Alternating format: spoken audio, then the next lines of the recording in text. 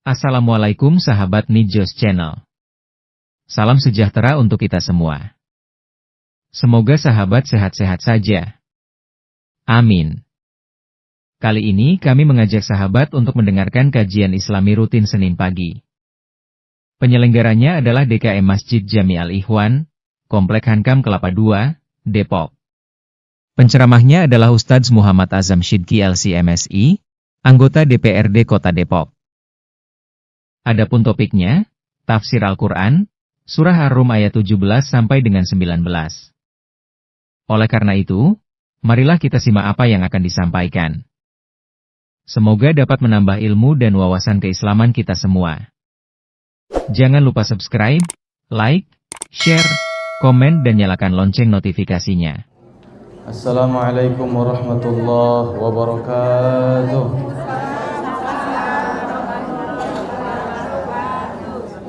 Alhamdulillahi rabbil alamin. Wassalatu wassalamu ala asyrafil anbiya wa sayyidil mursalin, sayyidina wa maulana Muhammadin wa ala alihi wa sahbihi wa man tabi'ahum bi ihsanin ila yaumiddin. Subhanaka la ilma lana illa ma 'allamtana innaka antal alimul hakim.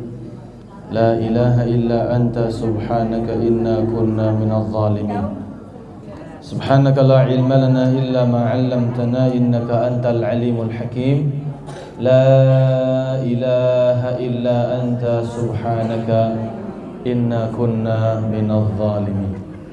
Allahumma la sahla illa ma ja'altahu sahla wa anta taj'alul hazana idza syi'ta sahla. Allahumma 'allimna ma yanfa'una wanfa'na bima 'allamtana warzuqna 'uluman tanfa'una fi dinina wa dunyana wa akhiratina birahmatika ya arhamar rahimin. Tibtum wa taba mansyakum wa tabawwa'tum minal jannati manzila, amma ba'd. Alhamdulillah, kita bersyukur kepada Allah Subhanahu wa taala.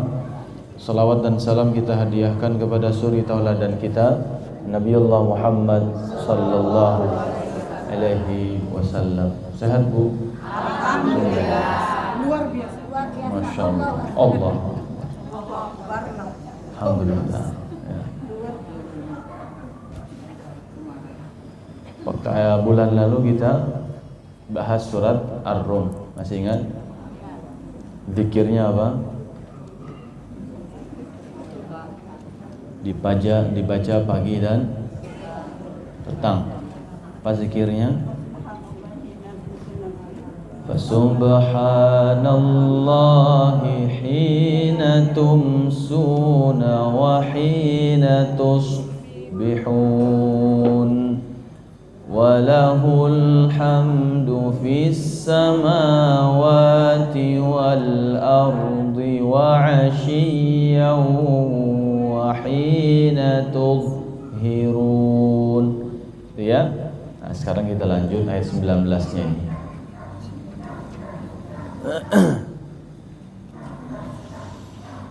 Karena temanya di dalam tafsir Ibnu Katsir itu 17, 18, 19. Itu satu tema. Ya, satu maqta', satu potongan tema. Nah, ayat 19-nya, A'udzubillahi minasyaitonir rajim. Yukhrijul hayya minal mayyiti wa yukhrijul mayyita minal hayy wa yuhyil arda ba'da mautiha wa kadzalika tukhrajun. Yukhriju artinya mengeluarkan.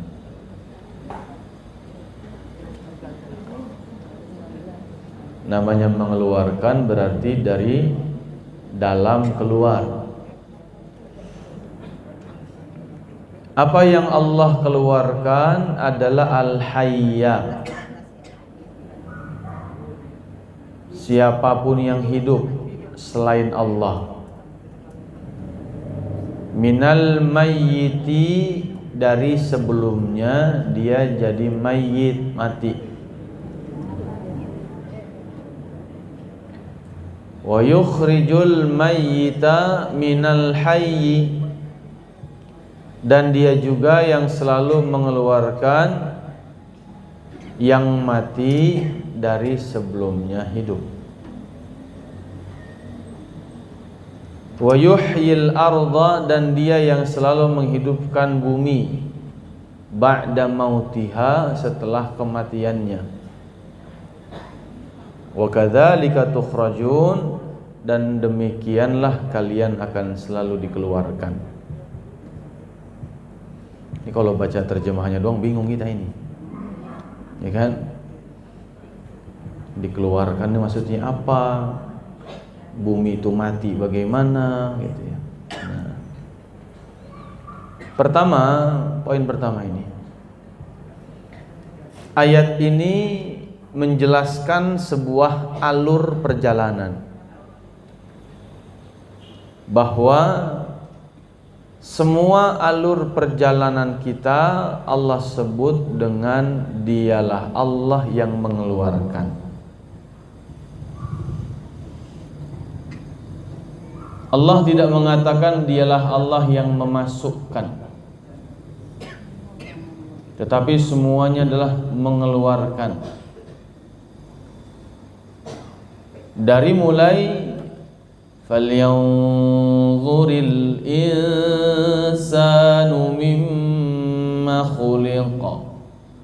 khuliqa min ma'in dafiq yakhruju.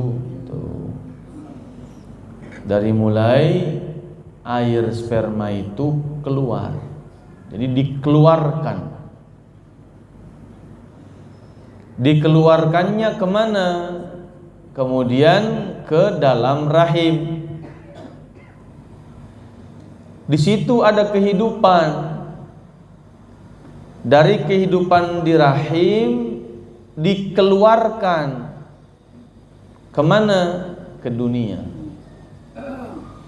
Kuntum khaira ummatin ukhrijat linnas, tuh, dikeluarkan untuk manusia. Menjalani kehidupan di dunia, setelah selesai dikeluarkan dari dunia ke dalam kubur. Jadi bukan dimasukkan ke dalam kubur, tapi dikeluarkan dari dunia. Ya. Dikeluarkan dari rahim ke dunia, dikeluarkan dari dunia ke kubur. Bahasanya tidak ada dimasukkan. Dari dalam kubur dikeluarkan ke padang mahsyar. Satu-satunya kalimat masuk adalah masuklah ke dalam surga. Selama masih di neraka dia tidak khalidina fiha, ada juga masih kemungkinan dikeluarkan dari neraka. Tetapi kalau yang disebut dengan masuk, masuklah ke dalam surga. Udkhul anta wa sahibakal jannah. Dalam sebuah hadis Allah mengatakan, masuklah kamu dan bawa sahabatmu ke dalam surga. Artinya ketika kita berdiam di suatu tempat dan akan keluar, maknanya berdiam di tempat itu sementara. Maka dialah Allah yang selalu mengeluarkan. Maknanya apa? Semua perjalanan hidup kita adalah kesementaraan. Kalau sudah dengan beriman, sudah sempat mengatakan la ilaha illallah, maka semua perjalanan kita di dunia ini adalah tentang kesementaraan, di kubur sementara, di mahsyar sementara. Bahkan kalau ada sebagian kaum muslimin yang sudah bersyahadat 2 kalimat syahadat, sudah mengatakan la ilaha illallah, ternyata sempat berbuat dosa besar dan wafat belum taubat, masuk neraka. Di nerakanya juga sementara. Tapi jangan bilang di neraka nggak apa-apa, sementara doang. Sakit, pedih, ya. Nauzubillahin. Jadi semua perjalanan hidup ini sementara, di rahim sementara, ya, dunia sementara, dengan semua yang ada di dunia juga semua sementara.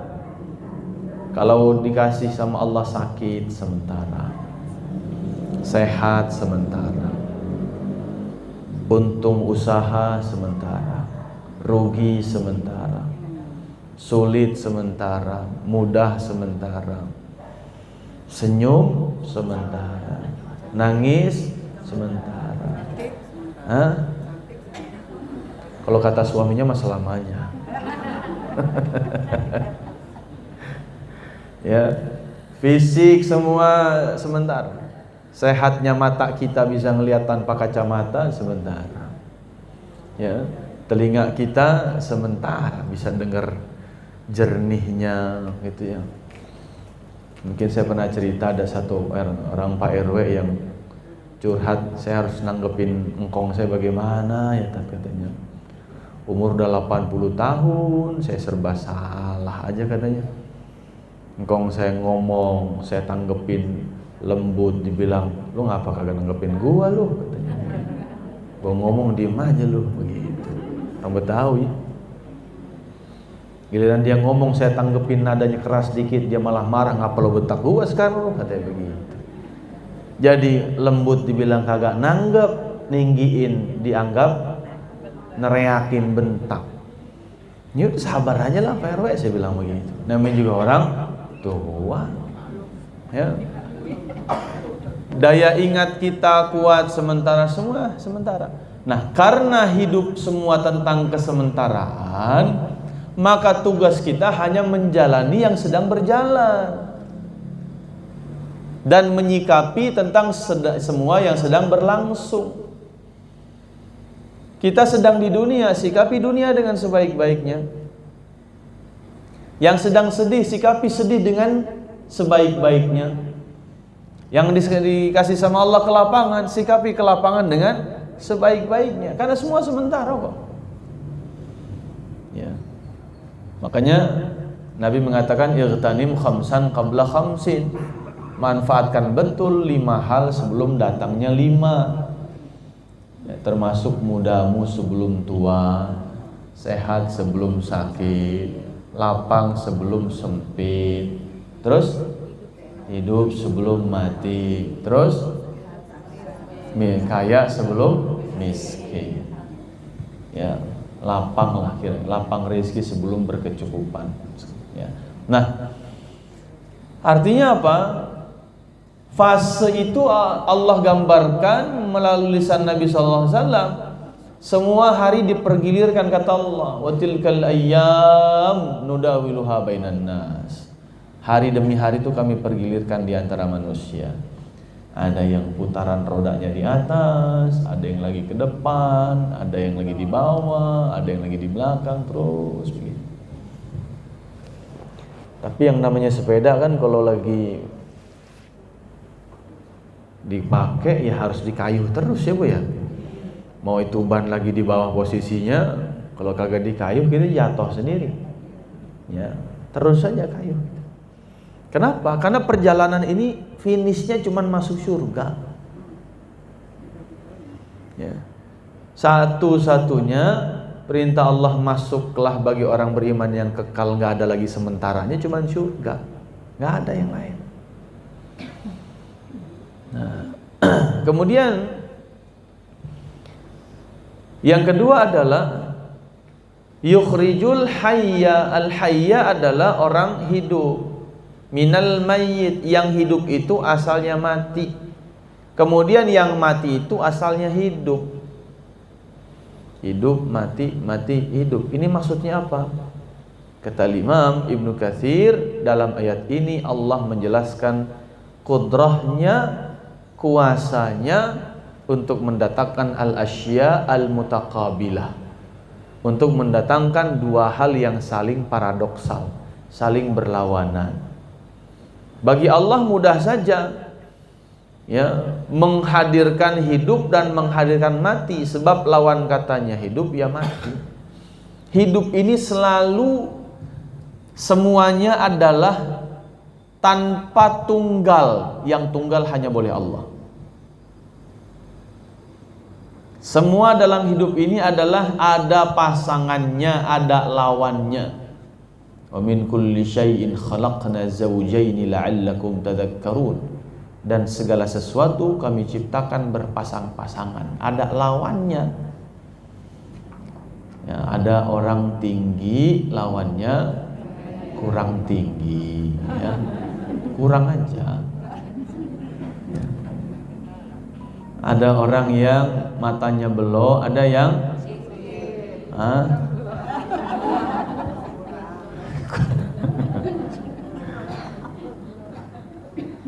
ada yang hidungnya mancung, ada yang minimalis, kan gitu Bu ya. Ya.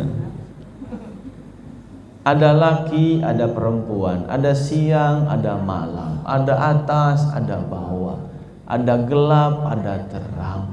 Ya, kenapa? Ada dingin, ada panas. Ya, jadi semua ini berpasang-pasangan.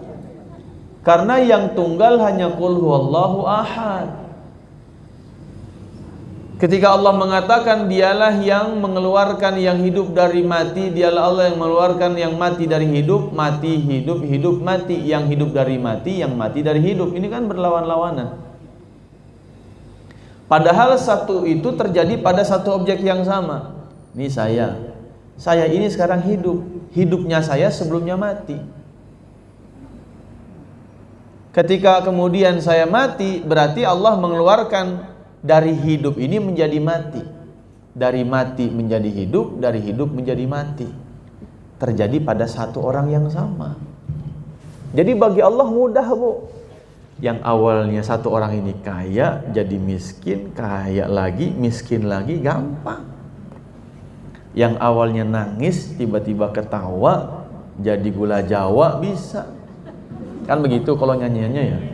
Habis nangis ketawa jadi gula Jawa. Ya, bisa itu. Paginya nangis, siangnya ketawa, sore nangis lagi, malam ketawa lagi. Ya. Hari ini pilek, besok sembuh, besok cantengan, besok sembuh, ya. Besok kepleset keseleo, besok sembuh, gampang itu buat Allah.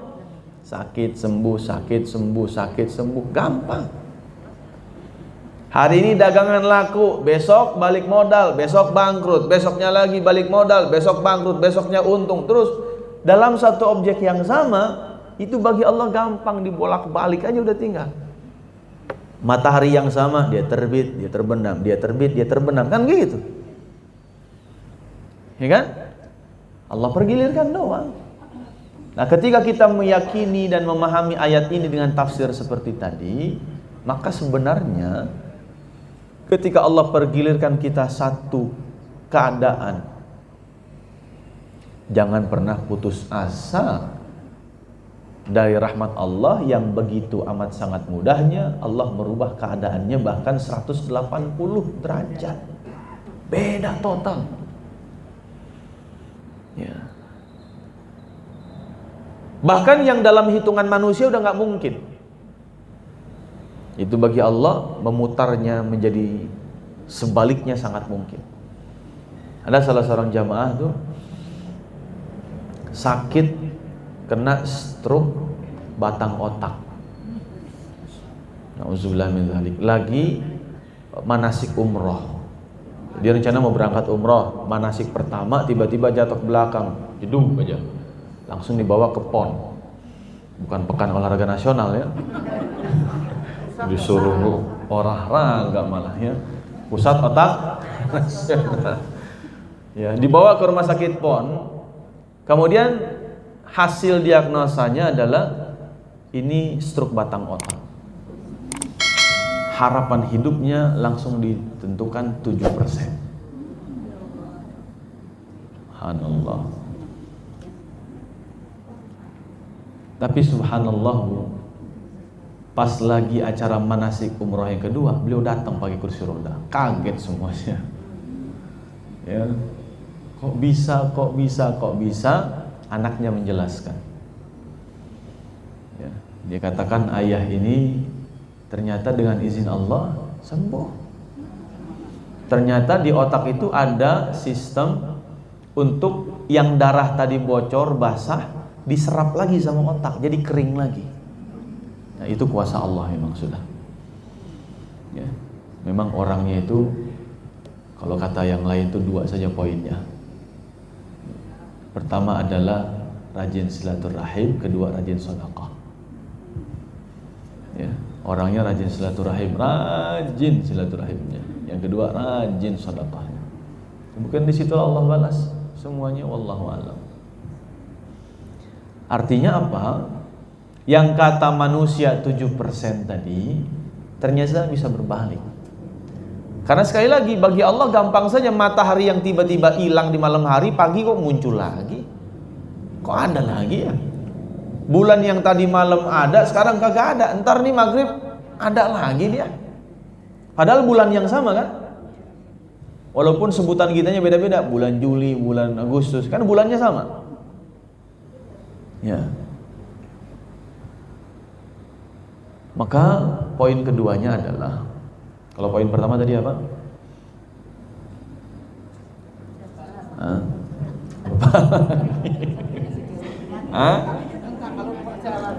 Perjalanan.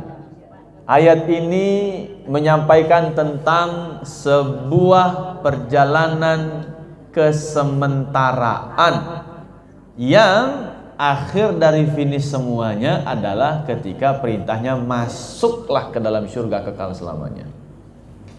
Selama ayatnya masih dikeluarkan karena Allah katakan di penghujung ayatnya, wa kadzalika tukhrajun, demikianlah kalian akan terus dikeluarkan dari sini, dikeluarkan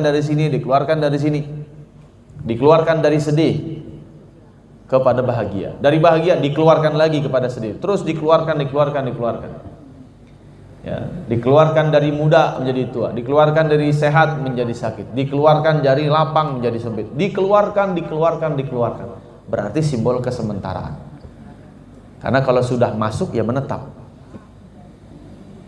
Bu, masuk Bu, ya udah duduk, menetap, makan, dijamu, kan, suruh tidur, istirahat dan seterusnya. Ya, baik. Satu. Yang kedua jadinya apa tadi? Bagi Allah mudah saja memberlakukan 2 hal yang saling bertolak belakang pada satu objek yang sama. Tinggal Allah pergilirkan saja. Ya. Jadi nggak ada istilah nggak mungkin. Wong yang mati aja dari hidup, yang hidup juga dari mati. Ya. Dan ketunggalan hanya milik Allah. Semua di dunia ini, semua pasti harus ada lawannya, harus ada pasangannya, harus ada temennya, harus ada mitranya, harus ada penyandingnya, yang disebut dalam Al-Quran dengan kufuwan. Yang tidak boleh ada kufu hanya Allah. Walam yakun lahu kufuwan ahad. Selain dia harus ada kufu, harus ada yang kemudian pembandingnya, harus ada. Ya, hatta surga pun ada lawannya, yaitu neraka. Hatta malaikat munkar ada temennya, malaikat nakir. Hatta raqib pun perlu ada atid. Malik perlu temennya, lawannya ridwan. Nah, gitu. Bahkan malaikat Israel saja itu asistennya ada 4. Jadi bukan sendirian dia nyabut nyawa itu. Ya, sebelum dia datang, 4 dulu asistennya datang. 1 duduk di tangan kanan, 1 duduk di tangan kiri, 1 duduk di kaki kanan, 1 duduk di kaki kiri. Itu dalam riwayatnya kan begitu. Bahkan Israel aja enggak sendirian. Ya, dia ngajak temennya juga. Ya, itu yang kedua. Yang ketiga, ibu-ibu sekalian yang dimuliakan Allah Subhanahu wa ta'ala, yang namanya mengeluarkan sesuatu itu berarti di dalamnya sudah ada sesuatu. Dia harus masuk ke dalam dulu. Dan apapun yang keluar berarti apa yang ada di dalam. Kalau saya yang dimasukkan ke dalam kubur, maka Allah mengeluarkan sayanya dari dalam kubur, ya harus saya, nggak mungkin yang lain yang dikeluarin. Ya. Berarti apa-apa yang dimasukkan itu mempengaruhi apa-apa yang keluar. Ibu pernah, mohon maaf, makan buah naga, warnanya apa? Kira-kira berpengaruh nggak sama yang kebuangnya warna apa? Kira-kira kalau makan jengkol pernah? Nah, kira-kira yang keluar baunya mungkin nggak bau pete? Enggak. Pasti baunya bau jengkol. Berarti sesuatu yang keluar itu sangat dipengaruhi dengan sesuatu yang masuk. Allah mengeluarkan kita ke dunia tergantung dulu sperma yang masuknya modelnya bagaimana, kan begitu. Disitulah bentuk tubuh kita, ada yang mancung, ada yang kurang mancung, ada yang tinggi, ada yang hitam, ada yang putih. Kan semua itu tergantung sperma yang masuk ke dalam rahimnya tadi, yang dikeluarkan sampai masuk ke dalam rahim. Di situ bawa DNA-nya, bawa semua sifat-sifatnya, karakternya, bentuk fisiknya ada. Makanya kalau pengen melahirkan atau mengeluarkan seseorang ke dunia, pastikan bibitnya juga harus bagus yang dimasukinnya. Ya, kalau pengen keluarnya anak laki-laki, masukinnya apa? Kan daging. Gitu ya katanya ya. Kalau pengen anak perempuan, akhirnya makanya harus makin banyak sayur. Kebetulan ini orang sukanya sayur doyan, daging doyan. Bingung yang di dalam nih, saya jadi apa ini?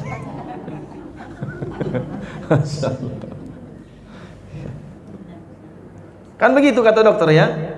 Bu, kalau ibu pengen program punya anak ini, ntar kalau keluarnya laki begini bu. Kalau pengen keluarnya perempuan ini bu. Kan begitu. Karena yang dimasukkan sangat menentukan apa yang dikeluarkan. Kalau yang dimasukkan ke dalam pikiran kita selalu yang baik-baik, maka yang keluar dari lisan kita juga pasti yang baik. Kalau yang masuk ke dalam hati kita selalu yang baik-baik, pasti yang keluarnya juga yang baik-baik. Maka seperti apa tutur kata lisan kita, sikap laku dan perbuatan kita, kesimpulan kita dalam berpikir, akhlak kita seperti apa, itu tergantung semua yang masuk ke dalam hati kita kah, pikiran kita kah, prasangka kita kah, yang sering kita dengarkan informasinya kah, apapun yang kita masukkan sangat mempengaruhi apa yang akan keluar. Makanya sederhana bu, ngelihat orang itu bukan menilai ya, kita nggak bisa menilai secara batinnya, tapi menilai zahir, melihat zahirnya itu, ngomongnya apa, itu tergantung dia seringnya berkomunikasinya dengan siapa, dapat informasinya bagaimana, gaulnya sama siapa, bacaannya apa, tontonannya apa, kan begitu. Coba aja ibu lihat anak ibu tiba-tiba sekolahnya di mana, temennya siapa, main sorenya sama siapa, tiba-tiba datang ke rumah ngomong satu kata yang nggak pernah ibu ajarin sama sekali. Dari mana dia dapat? Dari sesuatu yang dia masukkan, baik ke pikirannya, dia dengar dengan telinganya, masuk ke dalam telinganya, atau kemudian masuk ke dalam imajinasinya, masuk ke dalam hatinya, membekas, itulah yang keluar. Ya. Ada salah seorang jamaah di perumahan Maharaja sana. Itu setiap kita ngaji bahasa Arab, belajar bahasa Arab, ini ada tuan rumahnya ini, anak umur 3 tahun, itu udah lancar bahasa Inggris.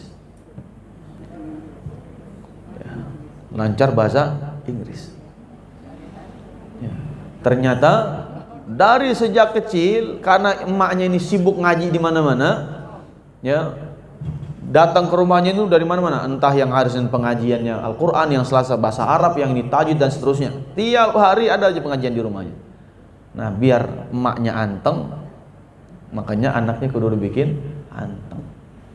Disetelin TV tayangannya Inggris terus semuanya. Channelnya channel anak-anak yang bahasanya bahasa Inggris semuanya. Tuh anak didudukin begini, ujung-ujungnya ngomongnya bahasa Inggris. 3 tahun, subhanallah. Ada anak yang sejak lahir didengerinnya murotal Al-Quran terus. Tiba-tiba umur 3 tahun, ibunya baca amma yatasalun salah, anaknya yang ngoreksi. Mama bukan itu. Kata siapa? Kata YouTube. Padahal dia dengar dari YouTube, dia dengar dari murotal Al-Quran, dia dengar dari kaset atau apapun itu. Ya. Dia ngoreksi ibunya sendiri. Kenapa? Itu yang masuk. Artinya kalau kita ingin keluar dari dunia dengan baik, maka masukkan semua hal yang baik kepada diri kita, agar ketika keluar dari dunia ini juga dalam kondisi baik. Mau keluar dari kubur dengan kondisi baik, maka masukin semua ke dalam kubur hal-hal yang baik-baik. Di situ ada, kata Nabi, paling banyak orang diazab di dalam kubur gara-gara satu, aktsaruh azabil qabr, kebanyakan azab kubur gara-gara al-baul, pipis. Turunan pipisnya 4, istinsar, istitar, kemudian istibra, kemudian istinzah. Ini 4 turunan pipis yang harus dipegang baik-baik. Istitar artinya apa? Bersembunyi. Harus di ruangan tertutup, ngumpet. Makanya saya menyampaikan ke beberapa DKM yang kalau saya ke kamar mandinya masih ada urinoir. Tahu urinoir, Bu? Yang tempat pipis nempel di tembok. Itu urinoir. Saya sampaikan kalau ada DKM yang masih ada urinoirnya, tolong dilepas atau diapain kayak gitu. Kenapa? Karena sama saja itu pipis dilihat orang, ya kan?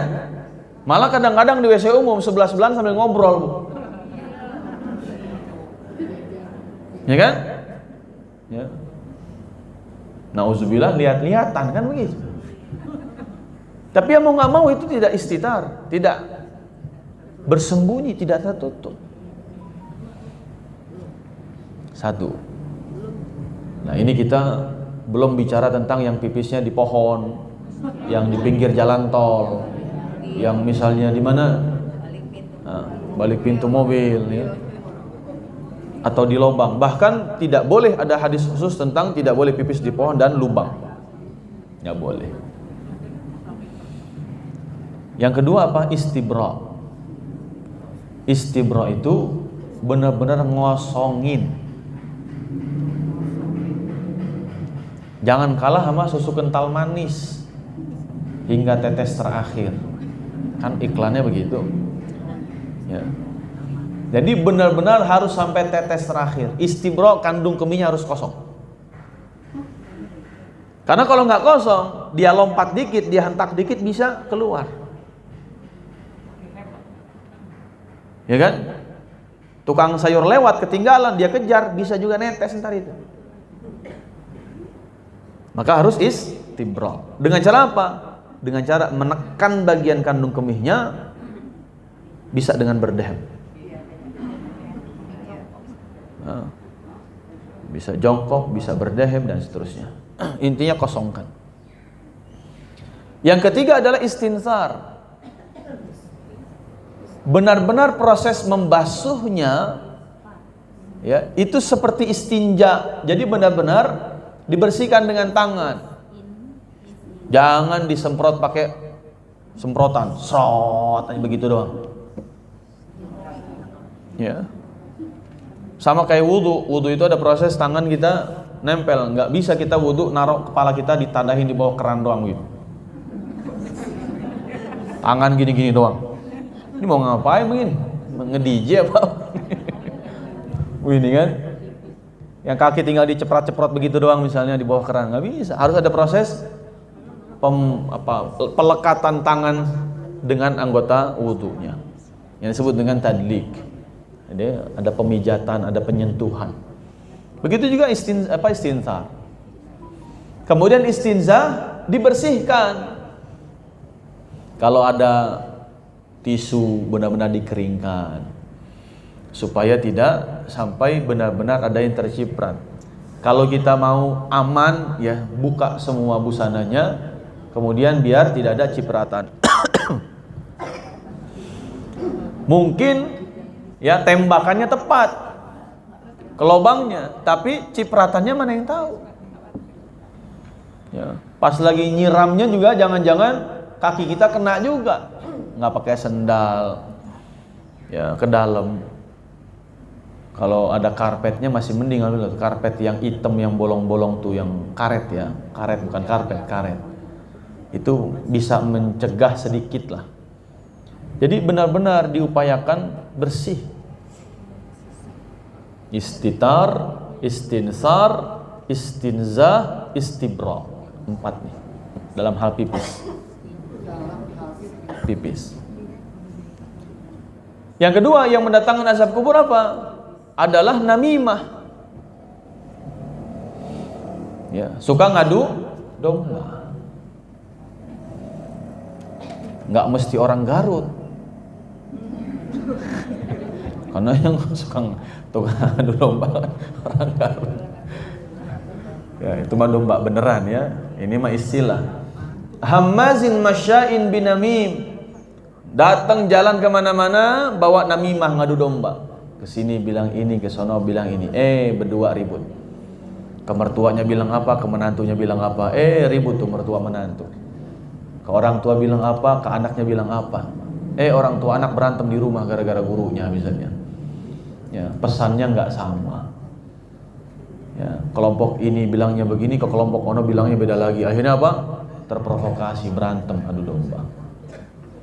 Yang ketiga apa? Ghibah. Ya, ghibah itu mendatangkan azab kubur. Hati-hati. Dan ghibah ini menyampaikan sesuatu yang tidak baik tentang seseorang, dan sesuatu itu tidak disukai oleh orang itu kalau diketahui oleh orang lain, dan sesuatu itu benar. Itu ghibah. Ya. Sesuatu tidak baik, satu. Diceritakan kepada orang, dan kalau orang ini tahu dia nggak mau itu diceritakan. 2. Yang ketiga, dan apa yang diceritakan adalah benar. Kalau nggak benar namanya fitnah. Ya. Misalnya apa? Misalnya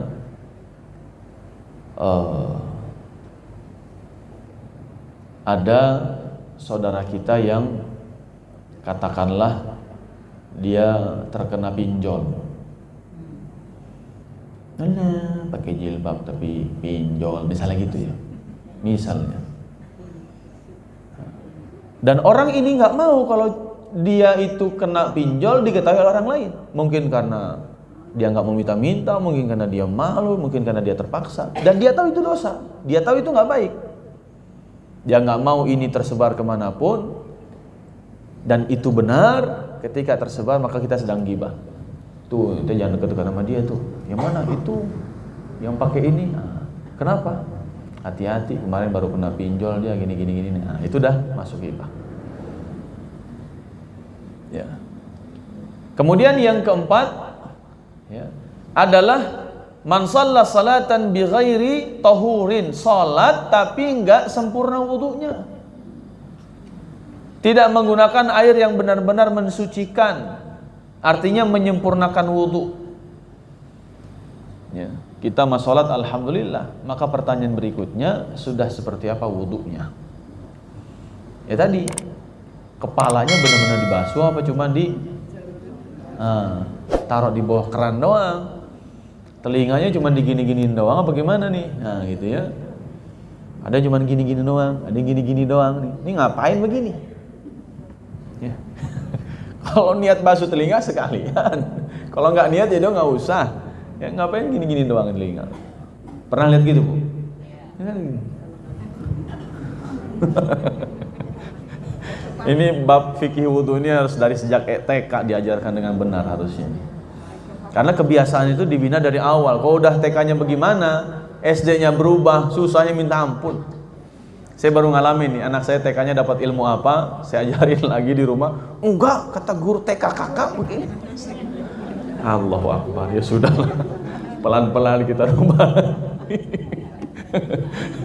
Saya merasa kecolongan, keduluan gitu. Harusnya kita duluan yang ngasih itu. Tapi ya itulah ibrohnya perjalanan. Makin kesini nanti makin banyak protesnya itu dia. Kata guru SD kakak nggak begitu, Pak. Insyaallah. Ya, peran sekolah penting sekali. Makanya termasuk waktu itu saya kenapa milih SD itu salah satu pertanyaannya, kapan diajarkan tata cara mandi junub? Begitu. Katanya kelas 4. Di mana diajarkannya? Di sekolah, teori apa praktek? Praktek, Ustaz. Ya udah, bismillah. Karena kalau misalnya nggak diajarkan dari sejak dini mandi junub, dalam surat At-Tariq ketika Allah mengatakan yauma tublas sarair, sebelum semua amal itu dihitung sama Allah, ujian amal pertama itu ada 4. Salat, puasa, zakat, dan sarair yang keempatnya adalah apa? Al-janabah, mandi junub. Jadi sholatnya udah benar belum? Puasanya benar enggak? Zakatnya benar enggak? Dan mandi junubnya benar apa enggak?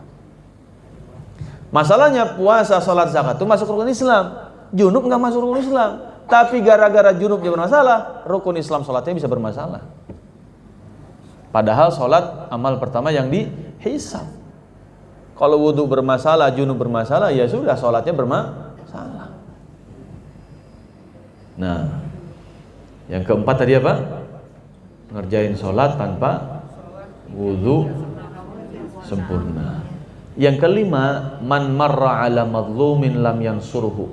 Siapa yang melewati orang yang terzalimi haknya terus nggak ditolong, itu bisa mendatangkan azab kubur ternyata, kata Rasulullah SAW. Misalnya, nggak harus orang yang lagi berantem kemudian kena pukul kita bantuin, kita pukul balik orang yang mukul tadi. Enggak, semua yang terzalimi haknya. Contoh, kita ngelihat di jalan saat semua orang punya rumah, ada orang yang terzalimi haknya nggak bisa punya rumah, akhirnya minta-minta. Ya, kata Allah, lis-sa'ili wal mahrum. Ada hak buat yang minta-minta dari harta kita. Sa'il bagi yang minta. Ada yang mahrum, ada yang menjaga kehormatan dirinya, akhirnya nggak minta-minta. Dia juga punya hak. Kalau saya sering nyontohin itu pas pembagian daging kurban. Kok kagak ke masjid? Ngapain? Itu ngantri daging kurban. Ah, saya mah dapat syukur, kagak dapat juga kagak ngapa. Ada yang nganterin alhamdulillah, kagak ada juga. Setahun ini saya nggak makan daging, hidup-hidup aja. Nah itu orang yang begitu, bu, namanya mahrum tadi itu. Dia butuh sebenarnya tapi nggak mau karena menjaga kehormatan diri. Dan orang begini harus kita cari, karena dia punya hak juga. Ada orang misalnya ngebadut itu ternyata saya pernah ngobrol sama tukang badut. Bang, ini badut ini pakaian nyewa apa punya sendiri? Beli. Nyewa, Pak. Sehari berapa? 70.000, Pak. Subhanallah. Bayangin sehari 70.000, berarti dia harus dapat duit minimal 70.000 biar nggak ada utang di hari itu. Keliling dari pagi sampai malam, jam 10 kadang baru pulang, Pak, saya. Subhanallah. Kita ngelewatin orang begitu, lam yansurhu, nggak ngasih perhatian sedikit pun aja, nggak tergerak, itu bisa mendatangkan azab kubur, waliyatubillah. Ondel-ondel, ternyata ngambil ininya tuh dari Ciracas, naik angkot mereka. Saya nanya itu, ya, makanya berombongan mereka. Ya, berapa nyewa sehari? Cepet, Pak. 100 nyewa sehari. keliling, belum kasetnya itu ya, kaset pakai baterai kan, belum beli baterainya, ya.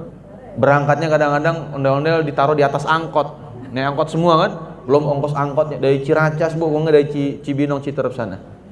Ya Allah, luar biasa mereka ternyata. Dan kita kalau nggak nanya bu nggak tahu tuh perjuangan mereka kayak begitu. Ya. Kita ngelihat ada orang yang misalnya terzolimi haknya, saat semua dapat kaki palsu dia nggak punya, akhirnya jalan di pinggir jalan pakai lutut yang udah ketekuk begitu ya, terus kita lewat diem aja gitu. Nah ini hal-hal yang ternyata man yamurru ala mazlumin, siapa yang lewat seseorang yang haknya terzalimi, lam yansuruhu, nggak bantuin, nggak nolongin. Jelas-jelas kita jalan di trotoar, ada orang buta, kacamata hitam, pakai tongkat. Kesimpulannya pasti ini buta. Hah? Ternyata pas ada Satpol PP larinya kenceng. Baru kita pengen tolongin nyebrang gitu. Subhanallah. Tapi kita nilai zahir aja bu, nggak apa-apa. Bodo amat dia mau pura-pura juga kan. Ya, udah dia pakai kacamata hitam, pakai tongkat mau nyebrang, ya udah bantuin. Ya, apa salahnya cuman nentengin tangan dia gitu, nuntunin kita seberangin. Jangan kita nyebrang sendiri gitu, cuek, bebek gitu ya misalnya. Nah, itu yang kelima. Nah, makanya kalau pengen keluar ke kubur, bawa ke sana yang baik. Mau keluar dapat ke kubur dari dunia, bawa yang baik, masukin ke sana yang baik. Ya, nanti mau ke padang mahsyar, dikeluarin ke padang mahsyar, bawa juga ke sana yang baik. Di padang mahsyar itu ada orang-orang yang akan mendapatkan naungan 7 golongan. Siapa saja mereka? Orang-orang yang di dunianya dia senantiasa terpaut dengan masjid, tumbuhnya ibadah karena Allah, ya kan? 2 orang yang saling mencintai karena Allah, bertemu karena Allah, berpisah karena Allah. Ya, kemudian orang-orang yang ketika diajak berbuat dosa, dia mengatakan saya takut sama Allah, gitu. Ya. Jadi semua itu kita bawa bekalnya ke sana. Maka seperti apa kondisi kita akan dikeluarkan, seperti apa kondisi kita memasukkannya. Dalam sebuah riwayat dikatakan oleh Abu Hurairah radhiyallahu taala anhu, ya, man 'asha 'ala syai'in mata 'alaihi. Siapa yang hidupnya punya kebiasaan sesuatu, matinya akan seperti itu. Wa man mata 'alaihi bu'itsa 'alaihi. Siapa yang matinya seperti itu, dibangkitkannya juga seperti itu. Jadi bagaimana kita nanti dikeluarkan di kebangkitan, dibangkitkan oleh Allah, tergantung seperti apa kita masuknya sebagai mati, sebagai mayit. Seperti apa kita dikeluarkan dari dunia menjadi mayit, tergantung kita masukin di dunia dengan kebiasaan apa. Maka jangan heran ada orang mati lagi sholat tahajud, ada. Ya, ada ustazah meninggal lagi tausiah. Dia di mana tuh? Pondok Gede. Ya, di apa namanya? Asy-Syafi'iyah. Ya, keluarga besar Asy-Syafi'iyah. Hari Kamis tuh saya ingat banget, pagi. Lagi la ilaha illallah, kemudian langsung meninggal. Ada yang meninggalnya lagi puasa karena emang rajin puasa. Ya. Ada yang lagi baca Quran meninggal karena rajin baca Quran. Nah, ini yang ketiga. Kemudian yang keempat, Dia Allah yang mengeluarkan hidup dari mati, mati dari hidup. Kata Imam Ibnu Katsir, ternyata ya, Allah Subhanahu wa taala mengeluarkan sesuatu dari sesuatu itu. Beliau memberikan contoh. Sperma itu dari mana? Dari manusia. Manusia dari mana? Dari sperma. Ayam dari mana? Dari telur. Telur dari mana? Dari ayam. Ini kata Ibnu Katsir begitu. Ya, dan saya bacain teksnya. Kemudian disampaikan apa? Pohon dari mana? Dari biji, benih. Benih dan biji dari mana? Dari pohon. Jadi mau nggak mau, ya, semua itu harus berasal dari dalam kita sendiri. Mau dinasehatin dari luar, mau ditanemin bibit apapun dari luar, ya, dia pasti akan mengeluarkan sesuai dengan apa yang dimasukkannya, ditanamnya. Kan nggak mungkin, ya. Saya pengen misalnya anak laki-laki tapi pakai sperma kuda, kan nggak mungkin. Harus sperma manusia juga kan. Saya nggak mungkin pengen telur ayam tapi berharapnya keluar dari bebek, itu nggak mungkin. Betul? Iya. Berarti kita pengen punya anak yang jujur, kejujuran itu harus dari dia. Ya. Kita pengen punya anak rajin sholat, ya, maka dari mana dia bisa rajin sholat? Harus dari dia munculnya itu. Kebutuhannya, ya, coba aja. Kalau dulu kita SD, saya kemarin menyampaikan ya di Nurul Zolam. Kalau dulu kita SD, itu kalau puasa kan iming-imingnya dari orang tua. 1 hari 10.000, 1 hari 10.000 kan gitu. Pas Lebaran dia sendiri yang nagih kita kan. Ya, ayah aku sekian hari, mana duit THR? Gitu. Sekian ratus ribu. Tapi kalau sudah semakin dia merasa bahwa puasa adalah kewajiban dia puasa sendiri kok. Ya, mau kita teriakin pakai jilbab nak, pakai jilbab nak, pakai jilbab nak. Kita bentak-bentak, kita suruh-suruh, kita kuncin di kamar. Kalau enggak pakai jilbab, enggak mama bukain. Kalau bukan dari dalam hatinya, susah. Innallaha la yughayyiru ma biqaumin hatta yughayyiru ma bi anfusihim. In uridu illal islah. Yang namanya perbaikan itu syaratnya ada 5. Pertama, uridu, harus ada keinginan dulu. Kalau orang nggak pengen jadi baik, susah kita mau ngasih kebaikan apapun, kita ngingetin kebaikan apapun, susah. In uridu, yang namanya kebaikan itu harus ada uridu, keinginan. Illal islaha mastata'tu, kalau mau melakukan perbaikan, pengen orang lain menjadi lebih baik, harus mastata'tu, harus dengan istita'ah, mampunya segimana, bertahap. Ya. Jangan kemudian memaksain sesuai kemauan kita, tapi tergantung kemampuan dia bagaimana. Kalau mampunya puasa baru sampai siang, ya udah sampai siang. Itu aja udah ada perbaikan. Tahun lalu Ramadan belum mulai puasa, tahun ini puasa sampai siang, sudah ada, alhamdulillah. Mastata'tu, kemampuan. Wa ma taufiqi illa billah. Yang namanya berbuat baik dan melakukan kebaikan harus sesuai dengan apa yang Allah inginkan. Karena taufik itu artinya kesesuaian antara apa yang kita inginkan dengan apa yang Allah inginkan. Itu taufik. Nggak bisa kita mau melakukan perbaikan kepada seseorang dan berharap dia lebih baik kalau tidak sesuai dengan apa yang Allah tuntunkan, tuh nggak bisa. Ya. Kemudian apa? Alaihi tawakkaltu. Setelah itu tawakal sama Allah. Wa ilaihi unib, dan kembalikan semua kepada Allah urusannya. Dengan doa, ya. Ya Allah, saya serahkan anak saya, ya, berikan dia hidayah, kuatkan imannya, berikan dia ilmu, pemahaman tentang kewajibannya sebagai seorang muslimah. Ya Allah, pekakan telinganya untuk mendengar azan, menggerakkan hatinya bisa berangkat ke masjid. Jadi tawakal tuhnya kepada Allah, serahkan, kembalikan unib, kita kembalikan semua kepada Allah. Jangan kemudian kalau ujungnya dia jadi anak baik, ini anak saya bu, bukan anak bapaknya begini mah. Saya yang repot di rumah, bapaknya mau boro-boro. Nah misalnya, akhirnya apa? Mengembalikan dia kepada kita. Ini hasil kerja keras kita, hasil perjuangan kita, hasil nasihat kita. Ya. Kembalikan sama Allah. Bu, anaknya pinter banget, sholatnya ke masjid. Alhamdulillah. Semua karena Allah. Jadi unib. Baru ada perbaikan nanti. Nah, artinya apa? Kalaulah sperma, kata Imam Ibnu Katsir, sperma dari manusia, manusia dari sperma, ayam dari telur, telur dari ayam, bibit dari pohon, pohon dari bibit, maka semua kita ternyata berasal dari diri kita sendiri. Semua tergantung diri kita sendiri, mau apa enggak.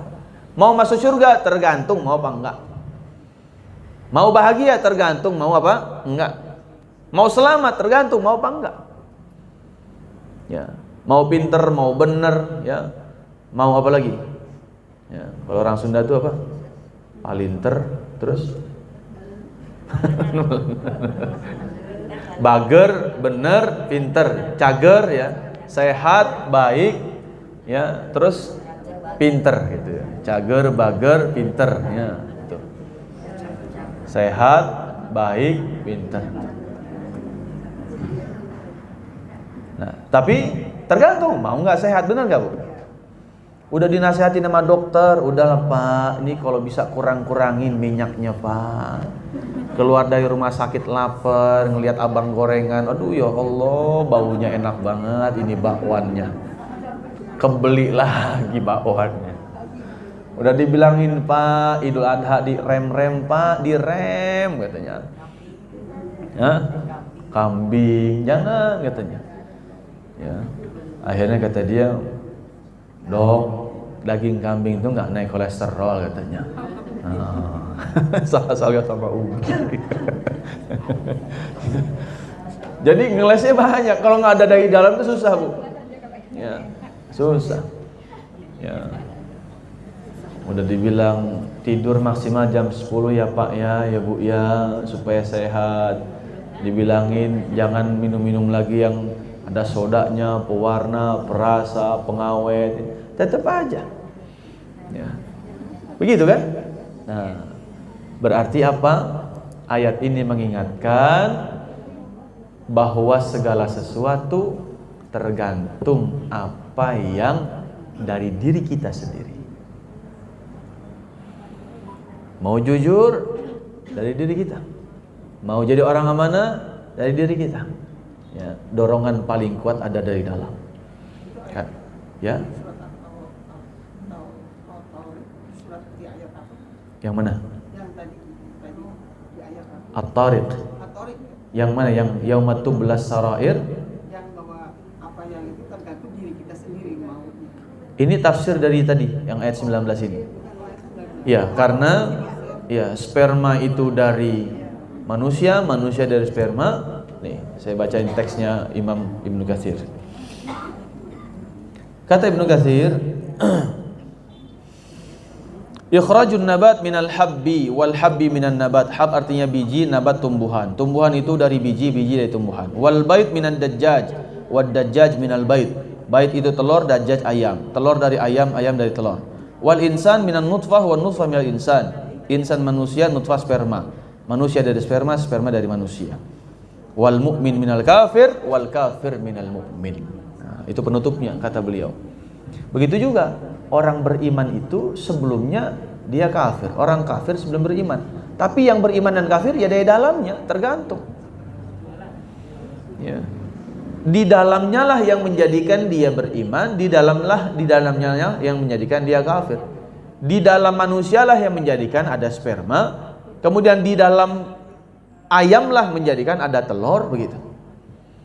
Jadi tergantung di dalamnya, dan nggak bisa kita menuntut bentuk yang lain kecuali memang apa yang ada dalam diri kita.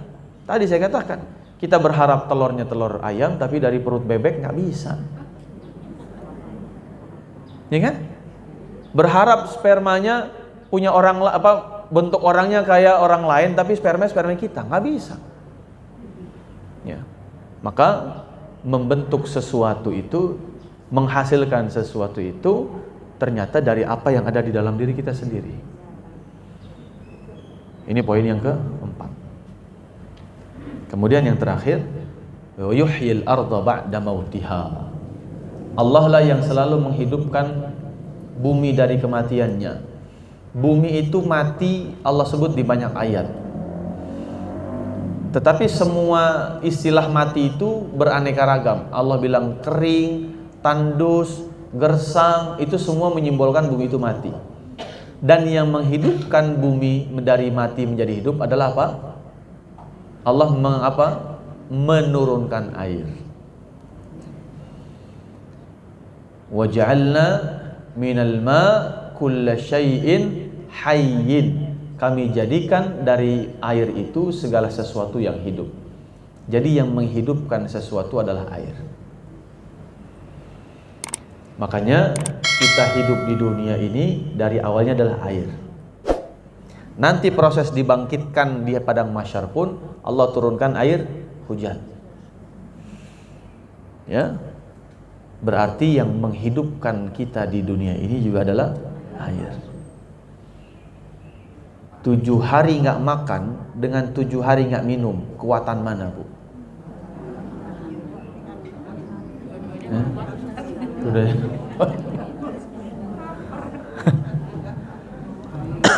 Lebih kuat bertahan mana orang nggak minum dengan nggak makan?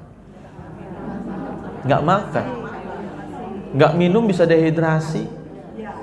Orang gara-gara dehidrasi bisa mati. Kalau orang gara-gara lapar, malah perutnya gemuk ke depan, gemuk dia, busung lapar. Tapi kalau nggak minum, lemesnya luar biasa. Coba ibu dikasih makan sebanyak apapun, seenak apapun, disediakan kari kambing, disediain sop buntut, disiapin buah-buahan, ada semangkanya, kemudian disiapin apalagi kue-kuean semua, ada makanan semua. Tapi mohon maaf, minum nggak disiapin. Bisa makan? Nggak dikasih minum. Mending mana? Ada meja makan isinya makanan semua tanpa minum, dengan banyak minum tanpa makanan.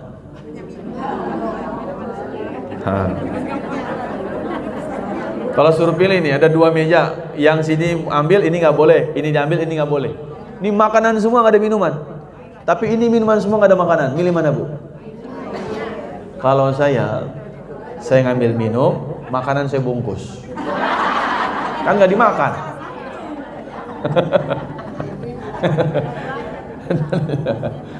Artinya apa? Orang itu simbol kehidupannya adalah air. Makanya simbol hati yang hidup itu adalah mereka yang selalu tersentuh air wudu.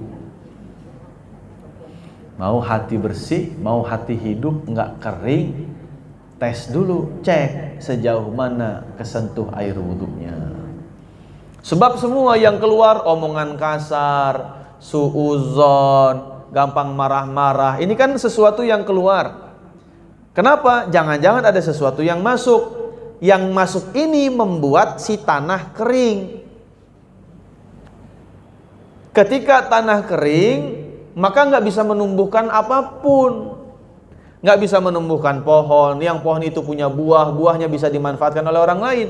Hidup nggak ada manfaatnya. Hidup nggak ada kemudian hasilnya, hidup tidak ada kebaikannya. Kenapa? Jangan-jangan tanahnya kering, jangan-jangan hatinya kering. Dan kalau mau hidupkan lagi, mulailah dari perbaiki wudunya,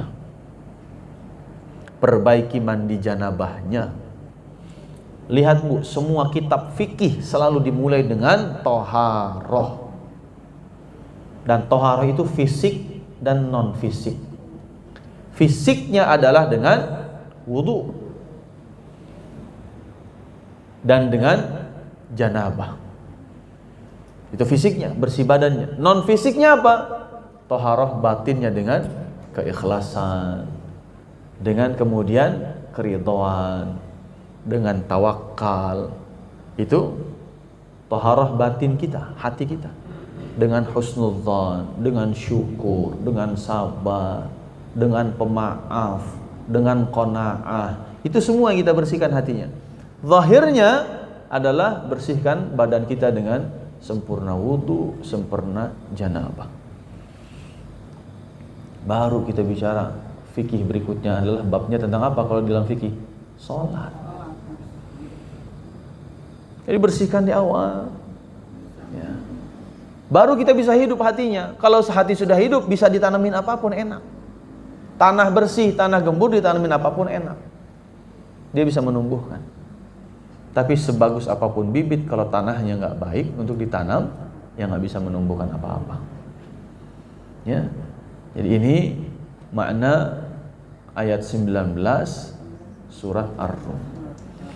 Ya, mudah-mudahan ada manfaatnya. Wabillahi taufiq wal hidayah. Assalamualaikum warahmatullahi wabarakatuh. Terima kasih telah menonton video ini hingga selesai.